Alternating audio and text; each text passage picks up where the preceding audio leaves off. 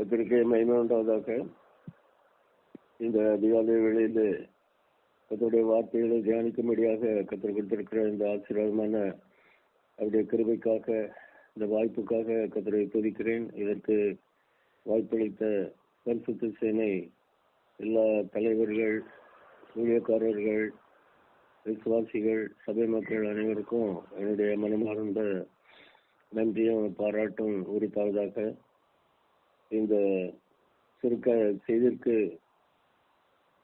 ஆதாரமாக தெரிந்து கொள்ளப்பட்ட வேத பகுதி 1 சாமுவேல் 16ஆம் அதிகாரம் வசனம் 11 முதல் 13 வரைக்கும். 1 சாமுவேல் 16ஆம் அதிகாரம் வசனம் 11 முதல் 13 வரைக்கும். இதற்கு தெரிந்தெடுக்கப்பட்ட தலைப்பு, கர்த்தருடைய ஆவியானவரின் தேவாலயமான தாவீது. கர்த்தருடைய ஆவியானவரின் தேவாலயமான தாவீது. தியானத்திற்கு முன்பு நாம் ஜெபிப்போம். அன்பின் தகப்பனே, இந்த வேலைக்காக நன்றி. ஆண்டவரே, உடைய ஜீவ வார்த்தைகளை நாங்கள் தியானிக்கிறதுக்கு ஆண்டவரே இந்த நல்ல வாய்ப்பை கொடுத்தமைக்காக நமக்கு நன்றி. நீ தாமே, பரிசுத்த ஆவியானவர் தாமே நீர் எங்களை பயன்படுத்தும், எங்களோடு பேசியர்களும் இந்த வார்த்தைகளை இந்த நாளுக்காக நீர் எழுதி வைத்திருக்கிறீர். ஆண்டவரே, அதன் பிரகாரமாக உங்களுடைய சித்தம் நிறைவேற, உண்மை மயப்படுத்த, உங்களுடைய வழியில நாங்கள் நடக்க ஆண்டவரே நீர் தாமே எங்களுக்கு போதித்தரலாம். ஆண்டவர் இயேசு கிறிஸ்து நாமத்திலே ஜெபிக்கிறோம் பிதாவே, ஆமென். சாமுவேல் தீர்க்கதரிசியின் காலத்திலே சவுல் ராஜா இஸ்ரவேல் ஜனங்களை அரசாட்சி செய்து வந்த நாட்களிலே தேவன் அந்த சவுல் ராஜாவுடைய கீழ்ப்படியாமை நிமித்தம், தேவனுக்கு பிரியம் இல்லாத விதத்திலே அவர் அந்த இஸ்ரவேல் ஜனங்களை அரசாட்சி செய்தபடினாலே கர்த்தர் சாமுவேலை பார்த்து, நீ நான் அள்ளி போட்ட அங்கீகரிக்காத இந்த சவுல் ராஜாவுக்கு பதிலாக இன்னொரு ராஜாவை நீ அபிஷேகம் பண்ணு, அதற்காக பெத்லெஹேம் ஊருக்கு சென்று அங்கு ஈசாய் என்கிறவருடைய குமாரர்களில் ஒருவனை இஸ்ரவேலின் தேசத்து ராஜாவாக அபிஷேகம் பண்ணு என்று கூறினார். அப்பொழுது அந்த சாமுவேல் தீர்க்கதரிசி திகைத்தார். சவுல் ராஜாவாக இருக்கும்போது நான் பெத்லெஹேமுக்கு சென்று இன்னொருவரை ராஜாவாக அபிஷேகம் பண்ணுவதை சவுல் ராஜா அறிந்தால் என்னை கொண்டு போடுவார் என்று அவர் பயந்தார். ஆனால் கர்த்தர் சொன்னார், நீ ஒரு மாட்டுக்குட்டியை, கன்றுக்குட்டியை கொண்டு போ, அங்கு சென்று பலி செலுத்துவதற்காக வந்திருக்கிறதாக சொல்லி அங்குள்ள இஸ்ரவேல் மக்களை அதற்காக தயார் செய்து ஈசாய் என்கிறவருடைய குமாரர்களை அங்கு வர வைத்து அவர்களில் ஒருவரை, நான் காண்பிக்கிற ஒரு ஈசாயின் மகனை நீ இஸ்ரவேலுக்கு ராஜாவாக அபிஷேகம் பண்ணு, உன்னுடைய கையில குப்பியை தயார் செய்து எடுத்துக்கொண்டு போ என்று கர்த்தர் இந்த சாமுவேல் தீர்க்கதரிசிக்கு ஆலோசனை கூறினார். அதன் பிரகாரமாகத்தான் இவர் பெத்லெஹேம் என்கிற அந்த ஊருக்கு செல்கின்றார். அங்கு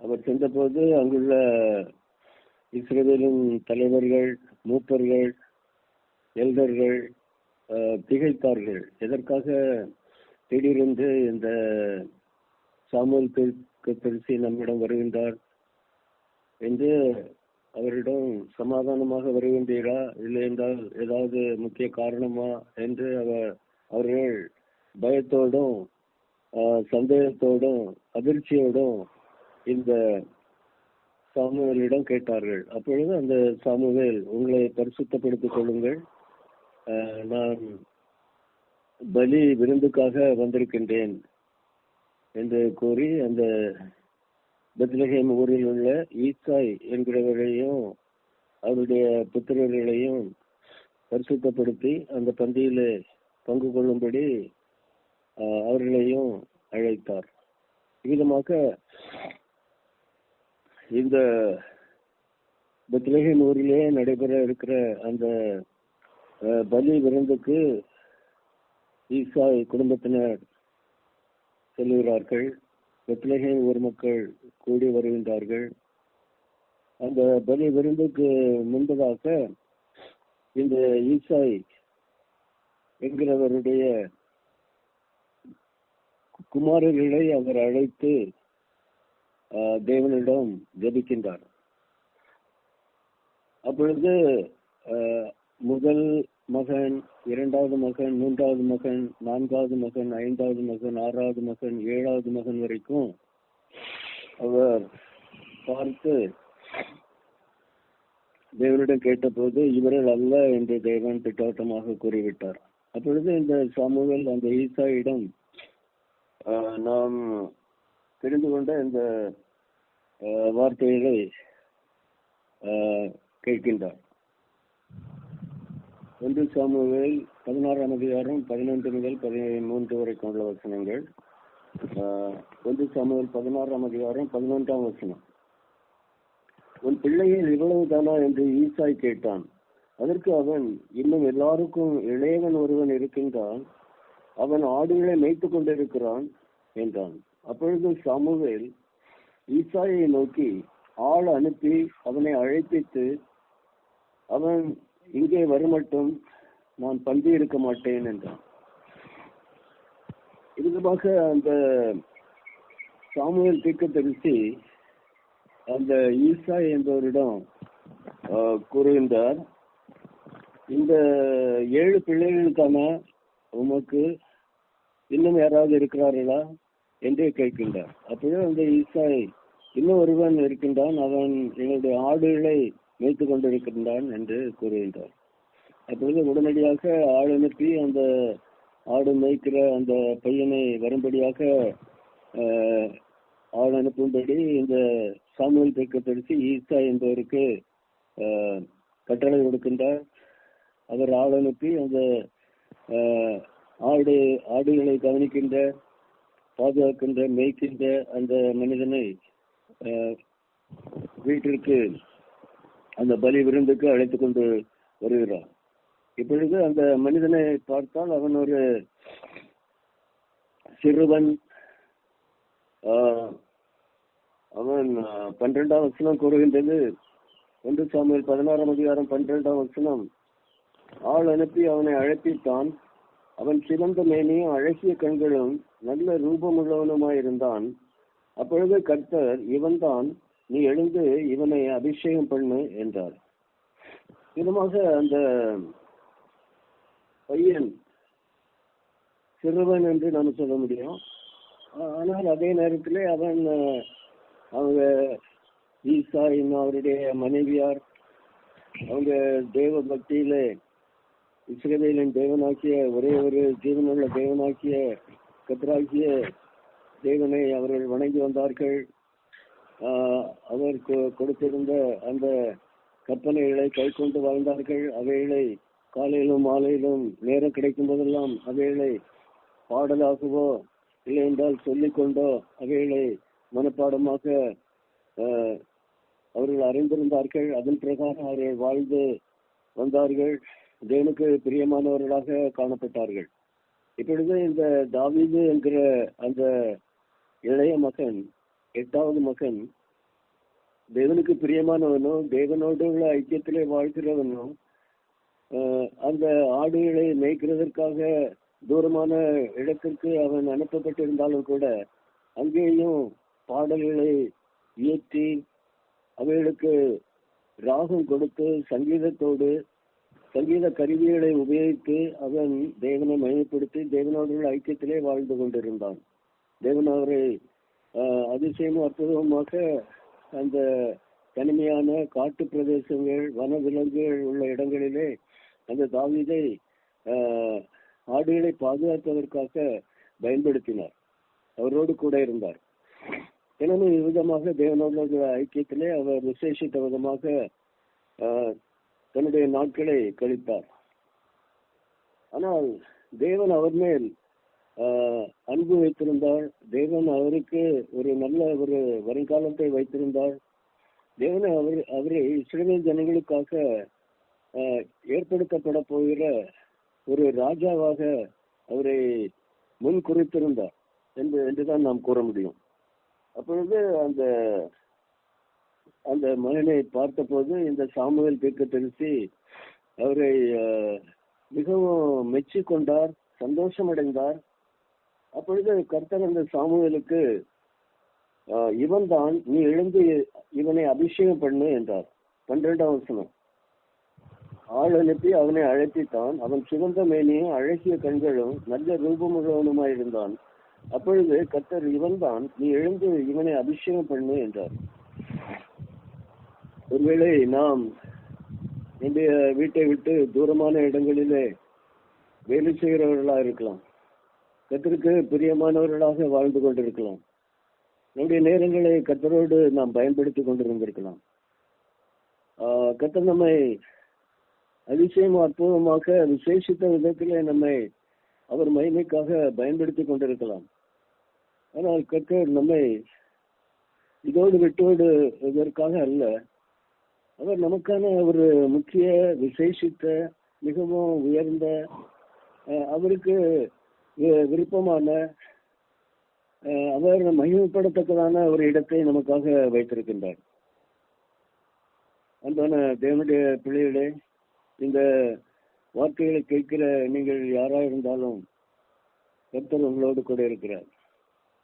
கர்த்தரோடு நாம் நம்முடைய நாட்களையும் நம்முடைய நேரங்களையும் பயன்படுத்துவோமானால் அவரை மகிமைப்படுத்துகிற காரியங்களிலேயும் அவரை துதிப்பதிலேயும் அவரோடு பேசுவதிலேயும் அவரோடு அவர் சுபாவங்களை பயிற்சி செய்கிறவர்களாக வாழ்வதனாலும் நாம் கர்த்தரை பிரியப்படுத்த முடியும்.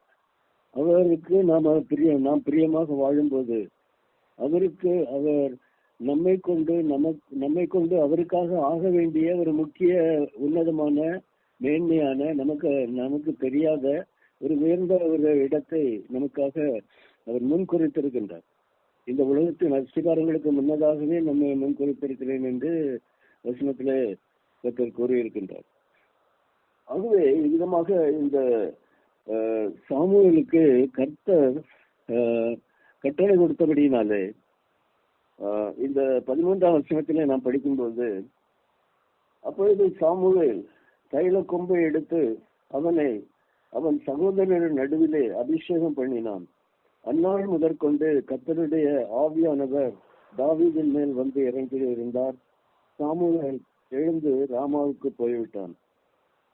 இப்பொழுது என்ன சம்பவிக்கிறது என்றால், அந்த சாமுவேலுக்கு கர்த்தருடைய கட்டளை கிடைக்கிறது. இவன் தான், நீ எழுந்து இவனை அபிஷேகம் பண்ணு என்று கர்த்தர் சாமுவேல் தீர்க்கதரிசிக்கு கட்டளை கொடுக்கின்றார். உடனடியாக இந்த சாமுவேல் தீர்க்கதரிசி அதற்கு கீழ்ப்படிந்து அபிஷேக தைலத்தால் நிரப்பப்பட்ட அந்த பாத்திரத்தினாலே இந்த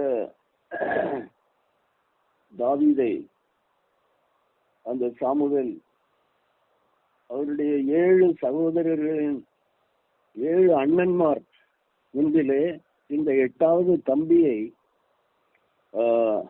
இஸ்ரவேல் ஜனங்களுக்கான ஒரு பெரிய சரித்திரத்திலே இடம்பெற்ற உலக இரட்சகர் பிறக்க போகிற வம்சத்தையுடைய தேவனால் முன்குறிக்கப்பட்ட ரூத்தின் வம்சத்திலே ரூத்து போவாஸ் வம்சத்திலே கர்த்தராகிய தேவன் அனுப்பிய இந்த தாவீதை இஸ்ரவேலின் ராஜாவாக அபிஷேகம் செய்கின்றார்.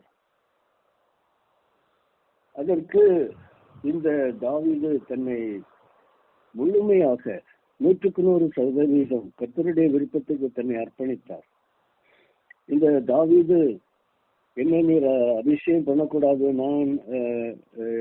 நான் இந்த பதவியில இந்த அபிஷேகத்தை ஏற்றுக்கொள்ள மாட்டேன் என்று அவர் எதிர்த்து நிற்கவில்லை.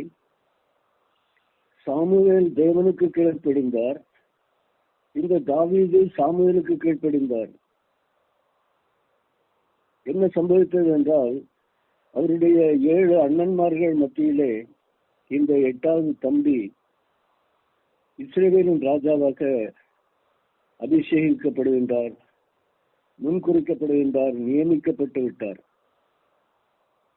கர்த்தருக்கு ஸ்தோத்திரம், கர்த்தருக்கே மகிமை. அன்பான தேவனுடைய பிள்ளைகளே, நாம் கர்த்தருக்கு பிரியமாக அவர் விருப்பப்படி அவரை திருப்தி செய்து அவரை போற்றி புகழ்ந்து நம்மை அவருடைய வழியிலே காத்துக்கொள்வோமானால், அவருக்கு பிரியமாக நம்முடைய வாழ்க்கையை அமைத்துக் கொள்வோமானால், கர்த்தரை துக்கப்படுத்தாது பிடிக்கும் அவருடைய சுபாவங்களை பயிற்சி செய்தோம், அன்பை நாம் அன்றாட வாழ்க்கையிலே பயன்படுத்தி வாழ்வோமானால், கர்த்தர் நமக்காக ஒரு பெரிய உயர்ந்த உன்னதமான அவருக்கு மாத்திரமே தெரியக்கூடிய நம் ஒவ்வொருவருக்குமான ஒரு முக்கிய இடத்தை, உயர்ந்த இடத்தை அவர் மகிமை அடையும்படியா, நம் மூலமாக அவர் மகிமைப்படும்படியான ஒரு இடத்தை நமக்காக வைத்திருக்கிறார். அதிகமாக இந்த தாவீது உயர்த்தப்படுகின்றார். கர்த்தருடைய ஆவியானவர் தாவீதின் மேல் வந்து இறங்கி இருந்தார். இந்த தாவீது அந்த கர்த்தருடைய ஆவியானவரை, ஆண்டவரே வாரம் என் மேல் வாசம் செய்ய என்று அழைக்க வேண்டிய தேவை இல்லாமல் இருந்தது. காரணம் என்னவென்றால், இந்த தாவீது தன்னை பரிசுத்தப்படுத்தி அதற்காக தன்னை தயார் செய்து கொண்டவராகவும் அதற்கான ஆயத்தத்தோடு இருக்கிறவராகவும் அவர் தன்னை காத்து கொண்டார். அது நிமித்தமாக அந்த தூய ஆவியானவர், கர்த்தருடைய ஆவியானவர் அவர் மேல் தங்க அவரை தன்னுடைய தேவாலயம் ஆக்கிக்கொள்ள தயக்கப்படவில்லை. தடங்கள் எதுவும் இல்லாமல் இருந்தது. எந்த விதமான பாவ கரைகளும் இல்லாமல் இருந்தது. எந்த வித அசுத்தமும், எந்த வித ஒரு தேவன் விரும்பாத காரியமும் அவருடைய வாழ்க்கையிலே இல்லாமல் இருந்தது. தேவனுடைய பரிசுத்த ஆவியானவர் அவரிலே வாசம் செய்ய தகுதியான, சுத்தமான, பரிசுத்தப்படுத்தப்பட்ட ஒரு இதயமாக, ஒரு மனிதனாக அந்த தாவீது காணப்பட்டார். ஆகவே அந்த சாமுவேல் தேவனுக்கு கீழ்ப்படிந்தார். இந்த தாவீது சாமுவேலுக்கு தன்னை அர்ப்பணித்தார், தேவனுக்கும் தன்னை அர்ப்பணித்தார். சாமுவேலின் வேலை முடிந்தது. இப்பொழுது தாவீதை கொண்டு தேவனுடைய வேலை தாவீதின் வாழ்க்கையிலே, இஸ்ரவேல் ஜனங்களின் சரித்திரத்திலே ஆரம்பமாகின்றது. கர்த்தருக்கு மகிமை உண்டாதாக. கர்த்தர் இந்த சுருக்க வார்த்தைகளின் மூலமாக கர்த்தர் ஒவ்வொருவரையும் உங்களுடைய வாழ்க்கையிலே உன்னதமான ஒரு இடத்திலே பயன்படுத்துவாராக. அது நிமித்தமாக கர்த்தருக்கு மகிமை உண்டாகட்டும். கோடிக்கணக்கான ஆத்துமாக்கள் அது நிமித்தமாக நரக தண்டனையிலிருந்து தப்புவிக்கப்பட்டு பரலோக ராஜ்யத்தில் பிரவேசிக்கும் தகுதி பெற்றவர்களாக வாழ கர்த்தர் கிருபை செய்வாராக. கர்த்தர் இந்த பரிசுத்த சேனை மற்றும் இதில் எல்லா ஊழியர்களையும் சபைகளையும் ஆசீர்வதிப்பாராக. இப்பொழுது நாம் ஜெபிக்கலாம். அன்பின் தகப்பனே, ஆண்டவரே, இந்த வேலைக்காக நன்றி. அதாவது இந்த நாளிலே நாங்கள் இந்த சுருக்கமாக தாவீதை நீர் எவ்விதமாக சாமுவேலை கொண்டு தெரிந்து கொண்டே இஸ்ரவேல் ஜனங்களின் மேல் பெரிய ராஜாவாக மாற்றும்படியாக அவரை நீர் அந்த ஆட்டு மந்தையிலிருந்து தெரிந்து கொண்டீர் என்பதை நாங்கள் தியானித்தோம். ஆண்டவரே, இந்த வார்த்தைகளை கேட்டுக்கொண்டிருக்கிற எல்லா சகோதர சகோதரிகளையும் நீர் சந்தியும், உங்களுடைய பிள்ளைகளாக்கும் அவர்களுக்காக நீர் வைத்திருக்கிற உன்னதமான உயர்ந்த உண்மை மகிமைப்படுத்தக்கூடிய ஆத்மாக்களை ஆதாயம் செய்யக்கூடிய இடத்திலே நீர் அவர்களை உயர்த்தியவர்களும் அந்த நாமத்தில் மகிமைப்படுத்தியவர்களும் ஆண்டவரே, இப்பொழுது ஆண்டவரே இந்த பரிசுத்த சேனை சபையினரை நீர் ஆசீர்வதித்தவர்களும் இந்த ஊழியங்களை ஆசீர்வதியும், கிளை சபைகளை ஆசீர்வதியும். இந்தியாவின் பல பகுதிகளிலே, நார்த் ஈஸ்ட்ல, ஒரிசாவிலே மற்றும் பல பகுதிகளிலே நடக்கிற இந்த பரிசுத்த சேனை ஊழியங்களை நீர் ஆசீர்வதியும். ஒரிசாவில கட்டப்பட்டு கொண்டிருக்கிற தேவாலயத்தை நீர் ஆசீர்வதித்து முழுமை பெற அங்கு ஆராதனை ஆரம்பிக்க ஆண்டவரை நீர் உதவி செய்யும். இந்த பரிசுத்தனை ஐக்கியத்தின் மூலமாக நடைபெறும் எல்லா ஊழியங்கள், சுவிசேஷன், நற்செய்தி கூட்டங்கள் யாவற்றையும் நீர் ஆசீர்வதியும் ஆண்டவரே. இந்த நாமம் மையப்படுவதாக. இந்த உங்களுடைய மக்கள் செய்கிற வேலைகள், அவருடைய கடமைகள், அவருடைய பிள்ளைகளுடைய படிப்பு, மேற்படிப்புகள், அவருடைய வேலை வாய்ப்புகள், அவர்களுக்கான திருமண காரியங்கள், வாழ்க்கை துணைவர்கள், துணைவிகள் கிடைக்க மற்றும் அவர்களுடைய குடும்பங்களிலே புத்திர பாக்கியங்கள் உண்டாயிருக்க, ஆண்டவரே சமாதானமான வெற்றி கிறிஸ்தவ வாழ்க்கை அவருடைய குடும்பங்களிலே காணப்பட, ஆண்டவரே முதியோராக இருந்தாலும் கூட முடிவு வரைக்கும் ஆண்டவரே இரத்த சாட்சி மரணத்துக்கும் கூட தயங்காமல் கடைசி வரைந்த விசுவாசத்திலே உண்மை உள்ளவர்களாக இயேசு கிறிஸ்துவோடுள்ள ஐக்கியத்திலே முடிவுபுரிந்தும் தங்களை காத்துக்கொள்ள எங்கள் ஒவ்வொருவருக்கும் இருக்கிறது செய்வீராக. துதியும் கனவும் மட்டுமே உமக்கே உண்டாகட்டும். ஒருவேளை இந்த வார்த்தைகளை கேட்டுக்கொண்டிருக்கிற யாருக்காவது சரீரத்திலே சுகவீனம், பலவீனம், வலி, வேதனை, துன்பம், துயரங்கள் இருப்பின் அவை எல்லாம் இயேசு கிறிஸ்து நாமத்திலே சுகமாவதாக. அவருடைய உச்சந்தலையிலிருந்து உள்ளங்கால் வரைக்கும் அவர்களுக்கு பரிபூர்ண ஆரோக்கியம் உண்டாவதாக. எல்லா துதியும் கனவும் மகிமையும் இயேசுராஜா உமக்கே தருகிறோம். இதை எல்லாவற்றையும் அன்பு ரட்சகர் ஆண்டவர் இயேசு கிறிஸ்து நாமத்திலே ஜெபிக்கிறோம் பிதாவே. ஆமென். அனைவருக்கும் என்னுடைய நன்றி. கர்த்தர்